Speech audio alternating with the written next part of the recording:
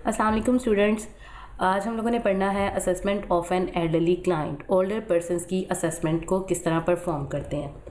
इसके ऑब्जेक्टिव्स हैं structural changes सबसे पहले आइडेंटिफाई करेंगे, उनको डिस्क्राइब करेंगे कि एजिंग प्रोसेस में स्ट्रक्चरल चेंजेस कौन सी आती हैं, व्हाट इज़ जीरियाट्रिक सिंड्रोम कौन से हैं, उनको रिकग्नाइज करेंगे। हिस्ट्री टेकिंग के लिए एल्डरली क्लाइंट के लिए वेरिएशंस जो हैं डिफरेंट, उनको हम लोग डिस्कस करेंगे। मज़ीद बेसिक टेक्निक्स यूज़ करेंगे असेसमेंट के लिए ओल्डर क्लाइंट्स की, वो हम लोग डिस्कस करेंगे और उसकी अबनॉर्मलिटीज़ फाइंड आउट करेंगे, उनको राइट डाउन करेंगे और हम लोग उनके साथ कम्युनिकेशन के स्पेसिफिक वेज़ को डिस्कस करेंगे। So what is geriatric assessment. Geriatric assessment basically होता क्या है कि older persons ability to enjoy good health, older persons को एबिलिटी देना कि वो अपनी गुड हेल्थ को इंजॉय कर सकते हैं। मज़ीद ये बेसिकली परफॉर्म इसलिए की जाती है कि इसमें हम लोग पेशेंट की अगर इनिशियल स्टेज पे असेसमेंट कर लेंगे तो क्या होगा कि हम पेशेंट को किसी भी हॉस्पिटलाइजेशन प्रोसेस से वो हम लोग मिनिमाइज़ कर सकते हैं। इसके अलावा हम लोग उनको independently for as long as possible उनको अच्छी ज़िंदगी के लिए प्रमोट कर सकते हैं। जीरियाट्रिक असेसमेंट जो है बेसिकली वो इस तरह है कि उसमें हम लोग पेशेंट को जितनी भी कोई उसकी डिजीज़ कोई इस तरह की प्रॉब्लम उसकी बॉडी में बन रही है तो हम लोग उनको इनिशियल स्टेज पे आइडेंटिफाई कर लेते हैं। तो क्या होता है, हमारा पेशेंट अच्छी गुड लाइफ इंजॉय कर सकता है। ओके, नॉर्मली चेंजेस क्या आती हैं एजिंग प्रोसेस में। Normally ageing process basically is not a disease, ये कोई डिजीज़ नहीं है, ये एक प्रोसेस है जो हर ह्यूमन बीइंग ने इस प्रोसेस में से गुजरना है। बेसिकली चेंजेस जिन सिस्टम्स में आती हैं वो सिस्टम्स है हमारे पास sensory system, brain and central nervous system, muscles and bones, digestion system, उसके अलावा हार्ट सर्कुलेटरी सिस्टम में चेंजेस आती हैं और इसके अलावा रेस्पिरेटरी सिस्टम में चेंजेस आती हैं। ओके, सो पेशेंट के असेसमेंट जो हम लोगों ने जीरियाट्रिक असेसमेंट जो करनी है उसमें हम लोगों ने कौन कौन सी चीज़ों को फॉलो अप करना है। सीन साइज अप, जिसमें हम लोग उसका एनवायरनमेंट चेक करते हैं, इनिशियल असेसमेंट किस तरह परफॉर्म करते हैं, फोकस करते हैं हिस्ट्री ऑफ फिजिकल एग्जामिनेशन और उसके अलावा हम लोग क्या करते हैं डिटेल्ड फिजिकल एग्जामिनेशन परफॉर्म करते हैं। ऑनगोइंग असेसमेंट करते हैं, पेशेंट की जो रिसेंट डिजीज़ चल रही हो उसके अकॉर्डिंग हम उसकी असेसमेंट करते हैं। Common chief complaints of older patients की, कोई भी उसकी चीफ कंप्लेन हो उसको डिस्कस करेंगे पेशेंट के साथ। सबसे पहले तो हमारे पास आ रहा है trauma assessment in older persons.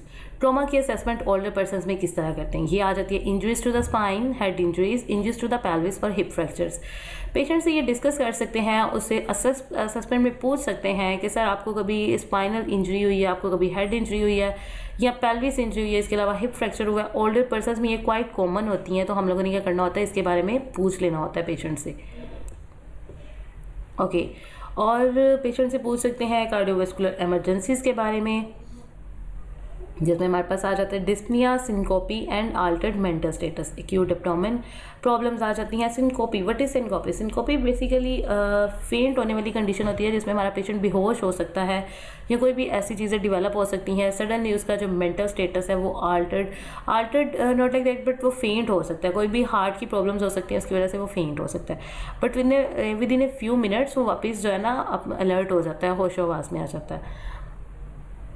So patient से पूछेंगे एक्यूट एब्डोमेन प्रॉब्लम्स जो हों उनके बारे में पूछ सकते हैं। इन्फेक्शियस डिजीज़ कोई हुई हो, कोई रिसेंट सेप्टिसीमिया कंडीशन हो, वो हम पेशेंट से पूछ सकते हैं और डिस्कस करेंगे पेशेंट का रिस्पांस। अगर उसको केयर फैसिलिटी में ट्रांसफ़र किया जा रहा है तो पेशेंट जो है वो उसके बारे में फियर्ड तो नहीं है, उसको एंगर्ड फील तो नहीं कर रहा कि मतलब सडनली जो है उसको इस तरह हम लोग कहीं पर ट्रांसफ़र कर दें, तो इस वजह से वो हम लोग कंडीशन जो है पेशेंट से पूछेंगे।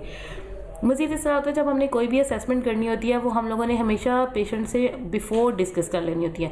हम असेसमेंट से पहले, इनफैक्ट कोई भी प्रोसीजर करने से पहले पेशेंट के साथ क्या करते हैं डिस्कस कर लेते हैं। उसके साथ क्या होता है पेशेंट का हमारे साथ एक ट्रस्टफुल रिलेशनशिप बन जाता है। ही फील क्वाइट बेटर, उसको लगता है कि yes she is a good nurse और वो क्वाइट कम्फर्ट फील करता है।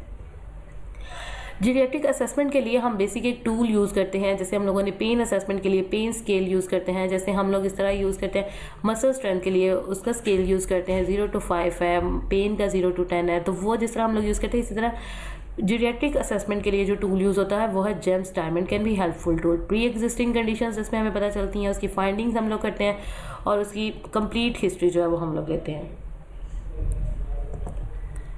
Okay, so scene size up basically इस तरह है कि जब आप किसी भी पेशेंट के घर में उसकी असेसमेंट के लिए जा रहे हैं, फर्स्ट ऑफ ऑल तो आपने देखने को उसका जो उसका एनवायरनमेंट है क्या वो सेफ़ है, अनसेफ कंडीशंस तो नहीं है वहाँ पे, किसी किस्म का हैज़र्ड तो नहीं है, स्टीप स्टेयर्स तो नहीं है, या फिर हैंड रेल स्टेयर्स के साइड पे जो रेल होती है वो मिसिंग तो नहीं है कि हमारा ओल्डर पर्सन जो है वहाँ से उसकी फ़ाल हिस्ट्री हो सकती है, वो गिर सकता है, उसको फ़ाल के कोई भी हैज़र्ड्स हो तो उनको हम नोट डाउन करते हैं। इवन तो पुअर लाइटनिंग होगी तो उनको भी हम नोट डाउन करेंगे और उसकी फैमिली से, उसके जो पेशेंट से वो डिस्कस करेंगे कि ऐसा क्यों है आपके घर में, पुअर लाइटनिंग क्यों है, ताकि हमने अपने पेशेंट को असेस करना है। तो ये सारी चीज़ें भी हमारे लिए इंपॉर्टेंट होती हैं। जैसे हम देखते हैं पेशेंट को किसी किस्म की प्रॉब्लम तो नहीं है क्या, ऐसा तो नहीं है कि साइड रेल्स जो है उसकी वजह से पेशेंट की फाल हिस्ट्री हुई है, ऐसा तो नहीं है पुअर लाइटनिंग की वजह से हुई है। So we must note down और identify these type of hazards. Okay, so इसके अलावा इसमें हमारे पास आ जाता है क्लीनिनेस भी चेक करेंगे पेशेंट की, हीट के अकॉर्डिंग, लाइटनिंग के अकॉर्डिंग, उसकी डेली एक्टिविटीज़ चेक करेंगे कि पर्सनल हाइजीन में पेशेंट जो है वो बहुत ज़्यादा कॉन्शियस है या फिर कॉन्शियस नहीं है, पेशेंट फूड अपना खुद प्रिपेयर कर रहा है या फिर नहीं कर रहा, वो गेटिंग ड्रेस्ड अप रहना चाहता है या फिर नहीं रहना चाह रहा। ये सारी कंडीशंस हैं, ये पर्सनल एक्टिविटीज़ में आ जाती हैं कि वो किस तरह परफॉर्म कर रहा है। वो बहुत जो है ना इस मामले में बहुत सीरियस है, yes I want to dressed up, और वो मतलब डेली बेसिस पे वो ड्रेस चेंज कर रहा है और वो हमेशा कहता है कि मैं तो हमेशा चाहता हूँ कि मैं ड्रेस्ड अप रहूँ, और वो अपनी इन एक्टिविटीज़ को बहुत अच्छे से परफॉर्म कर रहा है। ऑन द अदर साइड ऐसे भी पेशेंट्स होते हैं जो अपनी पर्सनल हाइजीन को बिल्कुल मेंटेन नहीं रखते, तो उसमें हमने ये सारे क्लूज़ जो है, बेसिक क्लूज़, इनको भी हमने नोट डाउन करना है। ओके, इनिशियल असेसमेंट पे आ जाता है never assume altered mental status is normal. ऐसा आपने कभी नहीं देखना कि आल्टर्ड मेंटल स्टेटस जो है वो नॉर्मल भी हो सकता है। समटाइम क्या होता है कि पेशेंट जो है वो हमारे पास नॉर्मल कंडीशन के साथ तो होता है, हमें देखने में तो वो नॉर्मल कंडीशन में लग रहा है, बट अनफॉर्चुनेटली समटाइम ऐसा होता है कि उनका मेंटल स्टेटस जो है वो डिस्टर्ब हुआ होता है। तो हम अपने केयर गिवर से, उसकी फैमिली से इस तरह की हिस्ट्री ले सकते हैं, और ये डिपेंड करता है लेवल ऑफ कॉन्शियसनेस पे, पेशेंट कितना कॉन्शियस है उससे भी हम असेस कर सकते हैं। Assess the patient chief complainant ABC। जब हम लोग ये प्रोसेस कर रहे हैं, उसका मेंटल स्टेटस चेक कर रहे हैं, तो सबसे पहले उसकी चीफ कंप्लेंट पे नोट डाउन करना है, और उसके अलावा बेसिक ABCs जो हैं, बेसिक पॉइंट्स जो हैं, उनको हमने नोट डाउन करना है। हिस्ट्री एंड फिजिकल एग्जामिनेशन को किस तरह फोकस कर सकते हैं। History is usually the key in helping to assess a patient's problem. History basically help करती है पेशेंट को असेस करने के लिए, चाहे हमने किसी भी किस्म की असेसमेंट करनी हो, पेशेंट को असेस करने के लिए हमारे लिए बेसिक टूल जो होता है वो हिस्ट्री होती है, जिसमें हमें पता चल जाता है कि पेशेंट को इस तरह की प्रॉब्लम जो है वो फ्यूचर में हो सकती है, या मे बी इस तरह की उसके साथ गुजरी हुई है, या इस तरह की उसको प्रॉब्लम हुई है। Patients and good communication skills are essential. Communication, बेशक कम्युनिकेशन जो है वो एक वाइटल रोल है हमारी नर्सिंग फील्ड में। तो पेशेंट्स और गुड कम्युनिकेशन स्किल्स होती हैं, ये हमारे लिए बहुत ज़रूरी होती हैं, चाहे हम लोगों ने किसी भी पेशेंट के साथ बात करनी हो। But on the other side most important किनके साथ होता है, एल्डरली क्लाइंट के साथ। Treat the patient with respect. हमारे पास हम लोग का जो प्रोफेशन है वो हमें सिखाता है कि हमने हर पेशेंट को रिस्पेक्ट देनी है, और जब एल्डरली पेशेंट, ओल्डर पर्सनस की बात आती है, फिर बहुत ज़्यादा रिस्पेक्ट हम लोगों ने देनी है, क्योंकि वो पेशेंट ज़्यादा सेंसिटिव होते हैं, वो ज़्यादा प्रोन होते हैं किसी भी डिजीज़ के, तो हम लोगों ने उनकी ज़्यादा टेक केयर करनी है, अपनी कम्युनिकेशन स्किल्स को मज़ीद अच्छा करना है, उनके साथ रिस्पेक्ट के साथ बात करनी है। Face the patient and speak in a normal tone, और हमेशा कोशिश करनी है कि नॉर्मल टोन में उनके साथ बात की जाए, और उन पेशेंट के फेस की तरफ देख के बात की जाए, ताकि हमारा ज़्यादा से ज़्यादा ट्रस्ट बिल्ड हो और पेशेंट हमारे साथ कंफर्टेबल फील कर रहा हो। अब हमारे पास जो ओल्डर पर्सन्स होते हैं उनकी हम लोगों ने मेडिकेशन हिस्ट्री लेनी है। ओल्डर पर्सन्स हमेशा मोस्टली ऐसा होता है कि वो ले रहे होते हैं 3 से 4 टैबलेट्स ले रहे होते हैं, वाइटामिन की हो सकती हैं, कैल्शियम की हो सकती हैं, तो वो टैबलेट्स इस तरह की ले रहे होते हैं। On the other side blood pressure की ले रहे होते हैं, कुछ डायबिटीज़ की ले रहे होते हैं। तो मोस्टली ऐसा होता है, ऐसा देखा जाता है कि 3 से 4 टैबलेट्स तो मस्ट ओल्डर पर्सन जो है वो ले रहे होते हैं, और ऑफन हैव मल्टीपल मेडिकेशंस ले रहे होते हैं। Obtain A list of medications and doses. हमने क्या करना है, उनसे लिस्ट ऑफ मेडिकेशन ले लेनी है और उनकी डोजेस पूछ लेनी है। Ask about medications recently started और स्टॉप। पेशेंट से हम पूछ सकते हैं कि रिसेंटली कोई ऐसी मेडिकेशन जो उन्होंने स्टार्ट की हो या फिर उन्होंने स्टॉप की हो। Determine if the patient has taken other medications. अगर वो कोई और मेडिकेशंस ले रहा है, फॉर एग्जांपल ब्लड थिनर ले रहा है या कुछ भी इस तरह की एक्स्ट्रा मेडिकेशन इंसुलिन लगा रहा है, तो वो हमने डिटरमाइन करनी है और उनको नोट डाउन कर लेना है। The average geriatric patients must takes 4 और more medications. Average patient ratio जो है जेरियाट्रिक पेशेंट्स में 4 और मोर मेडिकेशंस वो ले रहे होते हैं। Okay, so detailed physical examination, ongoing assessment. Normal ageing में affect physical findings, normal ageing जो है वो अफेक्ट करती है हमारी फिजिकल फाइंडिंग्स को। इंक्रीज ब्लड प्रेशर हो सकता है, रेस्पिरेटरी चेंजेस आ सकती हैं, क्रॉनिक चेंजेस आ सकती हैं और उसके साथ एक्यूट प्रॉब्लम्स आ सकती हैं। इसके अलावा जो नॉर्मल चेंजेस आ रही होती हैं उनकी बॉडी में, हमने उनको भी डिटरमाइन करता है। और geriatric patients have decrease ability to compensate, उनकी एबिलिटी जो है वो डिक्रीज हो जाती है कंपनसेट करने की, और उनकी असेसमेंट जो है वो रिक्वायर्ड होती है उनके लिए, ताकि हम उनकी प्रॉब्लम्स को, उनकी डिजीज़ को आइडेंटिफाई कर सकें। The term geriatric syndrome is used to capture those clinical conditions in older persons that do not fit into discrete disease categories. Older person में जो जेरियाट्रिक सिंड्रोम है, ये basically this is not A category of disease, ये basically condition है जो older person में develop होती है। Many of the most common conditions cared by geriatricians including delirium, falls, frailty, dizziness, syncope. Basically क्या होता है कि जैसे हम लोग देखते हैं कंसल्टेंट देखते हैं, कार्डियक कंसल्टेंट देखते हैं, और जैसे कंसल्टेंट वेरियस कंसल्टेंट है, इसी तरह जो ओल्डर पर्सनस के लिए वो जेरियाट्रिशियंस ये इनको डील करते हैं, इनकी कंडीशंस को अंडरस्टैंड करते हैं और इनको ट्रीट करते हैं। इसमें डेलीरियम की कंडीशन भी आ सकती है, इसमें फॉल्स की कंडीशन, सिंकोपी की कंडीशन, यूरिनरी इनकॉन्टिनेंस, ये कंडीशंस बेसिकली कंसिडर की जाती हैं एज ए जेरियाट्रिक सिंड्रोम। और जेरियाट्रिक सिंड्रोम जो है ये बेसिकली खुद जो है ये डिजीज़ नहीं है, बट इसको कंसिडर किया जाता है एज ए जेरियाट्रिक सिंड्रोम। और जेरियाट्रिक सिंड्रोम में इस तरह होता है कि हमारे पेशेंट जो हैं वो थोड़ी सी डिजीज़ में से जो थोड़ी सी कॉम्प्लिकेशंस होती हैं जिनमें से गुजरते हैं, तो उसके बदले में क्या होता है कि उसको कंसिडर किया जाता है as a geriatric syndrome. Okay, इसमें हो सकता है कि पेशेंट को यूरिनरी इनकॉन्टिनेंस हो जाए, यूरिन करने में उनको प्रॉब्लम हो सकती है, उनका यूरिन रुक सकता है। और डिलीरियम बेसिकली ये होता है कि वर्सनिंग और change in a person mental state that happens suddenly over 1 to 2 days। कोई सडन चेंज आता है उनकी मेंटल स्टेटस में, जो कि चेंज हो सकता है 1 to 2, जैसे जस्ट लाइक मूड स्विंग्स। तो उनमें इस तरह की कंडीशंस भी जो हैं वो डेवलप हो सकती हैं। तो इस तरह की कंडीशंस में क्या होता है कि हमें उनकी कंडीशन को ज़्यादा अच्छे से अंडरस्टैंड करके उनके लिए ज़्यादा अच्छी जो है टेक केयर उनकी करनी पड़ती है। और उसके लिए क्या होता है कि हम लोगों ने पेशेंट का ज़्यादा ख्याल रखना होता है। और इसके अलावा हम लोग ये कर सकते हैं कि उनको इनिशियल स्टेज पे उनके असेसमेंट करवा के उनको अच्छे से हम लोग डॉक्टर से उनकी ट्रीटमेंट ले सकते हैं। अब क्या होता है, फ्रेलिटी क्या होता है, ये एक वो कंडीशन होता है जिसमें बहुत ज़्यादा वीक हो जाते हैं और डेलिकेट हो जाते हैं। फ्रेलिटी इंक्रीज़ होती है with the passage of time, ageing process के साथ साथ ये प्रोसेस भी इंक्रीज़ हो जाता है। कॉमन कंप्लेंट्स, ओल्डर पर्सन्स की कॉमन कंप्लेंट्स क्या होती हैं, डिस्पिया हो सकता है, शॉर्टनेस ऑफ ब्रेथ हो सकता है, चेस्ट पेन के सिम्टम्स आ सकते हैं, अल्टर्ड मेंटल स्टेटस हो सकता है, डिजीनेस हो सकता है और वीकनेस हो सकती है, fever, trauma, fast, generalised pain, nausea, vomiting and diarrhoea. ये वाली कंडीशंस कॉमनली ओल्डर पर्सन्स में क्रिएट होती रहती हैं। ट्रॉमा असेसमेंट, जब हमने पेशेंट की ट्रॉमा असेसमेंट करनी होती है, कॉमन मैकेनिज्म ऑफ इंजरी को हमने असेस करना है। हम सबसे पहले देखेंगे पेशेंट की फाल हिस्ट्री है, उसका कोई एक्सीडेंट हुआ है व्हीकल से, या पेडेस्ट्रियन एक्सीडेंट्स हुआ है, या फिर पेशेंट बर्न हुआ है। इस तरह की हम लोग उसमें मैकेनिज्म को चेक करेंगे कि इंजरी कौन सी है। Priorities in rapid trauma are the same. जो रैपिड ट्रॉमा होते हैं वो प्रायोरिटीज़ होती हैं हमारी सेम होती हैं ऑलमोस्ट सारे ट्रॉमास में। सबसे पहले तो हमने medical condition of previous injury को फाइंड आउट करना है, फिर डेंचर्स और अदर डेंटल इम्प्लांट्स उनको देखना है, कोई आर्टिफिशियल टीथ इम्प्लांट किए हों उनको अंडरस्टैंड करना है। इसके अलावा आ जाता है डिक्रीज एबिलिटी टू कंपनसेट, उनकी एबिलिटी जो है वो डिक्रीज हो जाती है, changes associated with ageing process. और जो एजिंग प्रोसेस के साथ चेंजेस आ रही होती हैं हम लोगों ने उनको फाइंड आउट करना है। क्लासिफाइड एज ए स्टेबल और unstable, injuries to the spine किस तरह होती है, एक स्टेबल कंडीशन होती है और एक अनस्टेबल कंडीशन होती है। Osteoporosis is a contributing factor to spinal injuries. Osteoporosis एक ऐसी कंडीशन है जो बहुत ज़्यादा फैक्टर जो है वो उसमें अफेक्ट करता है, जिसकी वजह से स्पाइनल इंजरीज के पेशेंट ज़्यादा प्रोन हो जाते हैं। Spinal immobilisation can reduce further damage and pain. Spinal अगर इमोबिलाइजेशन हो जाए, स्पाइनल अगर पेशेंट की स्पाइनल इंजरी हो, तो उससे एक ये भी फ़ायदा होता है कि फर्दर डैमेज से पेशेंट जो है वो प्रिवेंट हो जाता है। Head injuries. Assume a significant injury in older patients who have signs and symptoms of head injury. जो हेड इंजरी के पेशेंट होते हैं उनमें significant sign and symptoms develop हो सकते हैं। फर्स्ट ऑफ ऑल उन्हें ऑक्सीजन की ज़रूरत पड़ती है।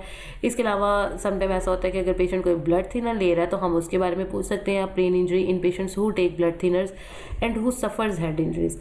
अगर पेशेंट जो है वो ब्लड थिनर ले रहा है और वो सफ़र कर रहा है हेड इंजरी से, तो हम उसको सस्पेक्ट करेंगे। इसके अलावा ऑक्सीजन डिलीवर करेंगे पेशेंट को।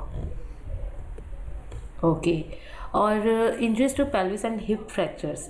पेल्विस और हिप फ्रैक्चर्स में किस तरह की इंजरीज होती हैं, उनकी असेसमेंट किस तरह करनी है। ऑफन प्रेजेंट एज हिप और बटक पेन। हिप फ्रैक्चर की वजह से क्या होता है, हिप और बटक पेन होती है, पेल्विक रिंग डिस्ट्रप्शन हो जाती है जो कि लीड करती है हेमरेज को, इंटरनल ऑर्गन इंजरीज को। डिस्ट्रप्शन की वजह से इंटरनल ऑर्गन को इंजरी हो सकती है। हिप फ्रैक्चर्स अब किस तरह होते हैं, कॉमन डेबिलेटिंग इंजरीज होती हैं इसमें। हिप फ्रैक्चर्स में maintain leg in static position, इसमें हम लोग को लेग जो है वो एक स्टैटिक पोजीशन में, एक सेम पोजीशन में मैनेज करनी पड़ती है, मेंटेन करनी पड़ती है, ताकि हम प्रिवेंट कर सकें अपनी बॉडी को फर्दर इंजरी से। ओके, हिप फ्रैक्चर में एक चीज़ ये भी इंपॉर्टेंट होती है कि अगर पेशेंट को हिप फ्रैक्चर हुआ है तो हम ब्लैंकेट रोल करके, आप इस पिक्चर में देख रहे हो, उसकी लेग के नीचे एक स्टैटिक पोजीशन बना दी है ताकि फर्दर इंजरीज ना हो सके। मेडिकल इमरजेंसीज की चीफ कंप्लेंट्स पेशेंट से पूछ सकते हैं। मल्टीपल कंडीशंस और कंप्लेंट्स उससे पूछेंगे। Ask what bothers them most today. अगर पेशेंट ने हमें घर पे असेसमेंट के लिए बुलाया, सबसे पहले तो हम उसकी चीफ कंप्लेंट को अंडरस्टैंड करेंगे और उसके अलावा पूछेंगे कि कौन सी ऐसी चीज़ है जिससे वो ज़्यादा इरीटेट हो रहे हैं टुडे। सेंसेशन ऑफ पेन में भी डैमनिश्ड, ऐसा भी हो सकता है कि उनकी पेन जो है, पेन का जो स्केल है वो बिल्कुल डैमनिश्ड हो जाए, उनको कोई सेंसेशन ऑफ पेन फील ही नहीं हो रही, या फिर पेशेंट को फियर ऑफ हॉस्पिटलाइजेशन है और कंडीशन में प्रेजेंट डिफरेंटली। और हर पेशेंट में जो कंडीशंस डेवलप होती हैं वो डिफरेंटली अफेक्ट करती हैं। कार्डियोवैस्कुलर हिस्ट्रीज हो सकती हैं, इमरजेंसीज हो सकती हैं जो हम पेशेंट से पूछ सकते हैं, जैसे कि classic symptoms are often not present. Cardio के जो सिम्टम्स बेसिकली होते हैं, समटाइम ऐसा होता है कि वो प्रेजेंट नहीं होते हैं। Many have silent heart attack, सबको मोस्टली ऐसा होता है कि जिनको साइलेंट हार्ट अटैक होता है। कॉमन साइन एंड सिम्टम्स होते हैं जिसमें उनको आ सकते हैं, कॉमन साइन एंड सिम्टम्स में डिफिकल्टी ब्रीदिंग, SOB हो सकता है, टूथिक हो सकता है, आर्म पेन और बैक पेन के सिम्टम्स आ सकते हैं। तो ये जो प्रॉब्लम्स होती हैं, इनसे हम कार्डियोवैस्कुलर की इमरजेंसीज को नोट डाउन और आइडेंटिफाई कर सकते हैं।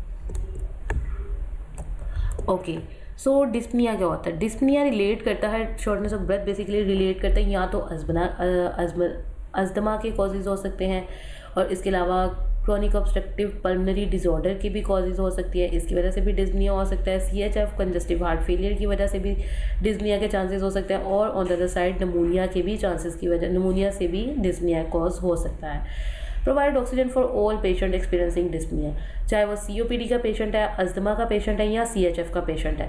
इन सारे पेशेंट्स को अगर उनको डिस्पनिया हो रहा है, शॉर्टनेस ऑफ ब्रेथ हो रही है, तो हम लोग उनको ऑक्सीजन प्रोवाइड करेंगे। Syncope can occur for many reasons in geriatric patients. Standing up too fast, training to have bowel movement, MI, myocardial infarction और diabetic shock. जब हम पेशेंट की हिस्ट्री ले रहे हैं तो हम लोगों ने उनसे अगर सिनकोपी की हिस्ट्री लेनी है ना, तो उनमें बहुत कॉमन होती है सिनकोपी की हिस्ट्री। वो इस तरह होता है कि समटाइम वो कहीं इतने ओल्डर पर्सन होते हैं कि वो बहुत देर जो है वो स्टैंडिंग अप रहें, खड़े रहें, तो उनकी वजह से भी उनको सिनकोपी के सिम्टम्स हो सकते हैं। इसके अलावा डायबिटिक शॉक की वजह से हो सकते हैं, अगर उनको लॉन्ग टर्म कॉन्स्टिपेशन है, बावल मूवमेंट्स ट्रेनिंग के टाइम पर भी हो सकता है, और MI की वजह से भी पेशेंट फेंट हो सकता है। आल्टर्ड मेंटल स्टेटस आल्टर्ड हो तो हम लोगों ने इसको किस तरह असेस करना है। Acute onset is not normal in any patient. जो एक्यूट ऑनसेट होता है वो नॉर्मल नहीं कंसिडर किया जाता हर पेशेंट के अंदर। Most sudden changes are caused by reversible condition. Most sudden changes ऐसी होती हैं कि जो रिवर्सिबल कंडीशन होती है, just like mood swings. Evaluate and treat for hypoxia और हाइपोग्लाइसीमिया। मेंटल स्टेटस अगर आल्टर्ड हो तो पेशेंट को हाइपोक्सिया और हाइपोग्लाइसीमिया के लिए ट्रीट किया जाता है, जिसमें आ जाता है ऑक्सीजन और डायबिटिक लेवल को हम लोगों ने ट्रीट किया जाता है उसको। एक्यूट एब्डोमेन में हमारे पास आ जाता है older person usually indicate serious events. उनकी बॉडी में अगर हम लोग एक्यूट एब्डोमेन प्रॉब्लम्स जो है वो असेस करेंगे तो ये हमें प्रिवेंट करेगा किसी भी सीरियस इवेंट से, कि कोई सीरियस इवेंट जो है वो ना उसकी बॉडी में बन जाए। In fact nervous system response to pain is lessen. जो नर्वस सिस्टम उसका पेन को रिस्पॉन्स कर रहा है वो भी लेसन हो जाएगा, लेस हो जाएगा। कंसिडर गैस्ट्रोइंटेस्टाइनल प्रॉब्लम्स और एब्डोमिनल आयोटिक एनोरिज्म। अगर हम उसके एब्डोमिनल असेसमेंट कर रहे हैं, एक्यूट एब्डोमिनल असेसमेंट, तो वो हमें प्रिवेंट करेगा सीरियस इवेंट से। उसमें हम लोग ये भी कंसिडर कर सकते हैं आयोटिक एनोरिज्म और एब्डोमिनल की कोई भी प्रॉब्लम सीरियस किस्म की हो तो उसको भी हम नोट डाउन और आइडेंटिफाई कर सकते हैं और लिख सकते हैं। उसके अलावा septicaemia. What is septicaemia? Septicaemia basically क्या होता है? प्रेजेंस ऑफ माइक्रो ऑर्गेनिजम्स और their toxic products in the blood stream. Micro organism की प्रेजेंस और वो टॉक्सिक प्रोडक्ट्स हैं वो हमारे ब्लड स्ट्रीम में चले जाए, उसको कहते हैं सेप्टिसीमिया। अब होता क्या है इसमें, पेशेंट जो है वो प्रेजेंट किसके साथ होता है? हॉट फ्लश्ड अपीयरेंस होती है, टैकीकार्डिया, टैकीपीनिया, हाइपोटेंशन, उसको शिवरिंग होती है, ब्लड प्रेशर लो होता है, हार्ट रेट तेज़ हो जाता है, गर्म होता है, हॉट होता है और ठंडे पसीने आते हैं। Response to nursing and skilled care facilities. Important information to know from staff. What is the patient's chief complaint today?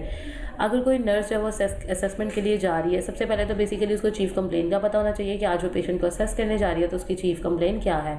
इसके अलावा initial cause the patient to be admitted to the facility. Initial problem की वजह से ऐसा भी हो सकता है कि उसको एडमिटेड किया जाए फैसिलिटी की फैसिलिटी में। ऐसे ये हम लोगों ने उससे पूछ लेना है। जैसे आपको अगर भेजा जा रहा है कि इस पेशेंट की असेसमेंट करके आना है, पहले तो आपने चीफ कंप्लेन पूछ ली, फिर आपने उसकी इनिशियल प्रॉब्लम पूछ ली जिसकी वजह से वो हॉस्पिटल में एडमिट हुआ। Ask the staff about the patients overall condition. Patient की जो ओवरऑल कंडीशन है वो नर्स को पता होना चाहिए। In any type of transfer papers. Transfer papers की जितनी भी टाइप्स हैं वो सारी आपने होल्ड कर लेनी है। पेशेंट को असेस करते वक्त किसी भी किस्म की प्रॉब्लम की वजह से आपको वो ट्रांसफ़र करना पड़ सकता है पेशेंट को। Okay, thank you so much students. और इस टॉपिक में कोई भी चीज़ जो समझ ना आए वो आप मेरे से डिस्कस कर सकते हो, और आई होप कि ये टॉपिक सारा आपको समझ आ जाएगा। और मज़ीद कोई भी क्वेरीज़ हो, कोई भी क्वेश्चंस हो तो वो आप मेरे से डिस्कस कर सकते हो। Thank you so much.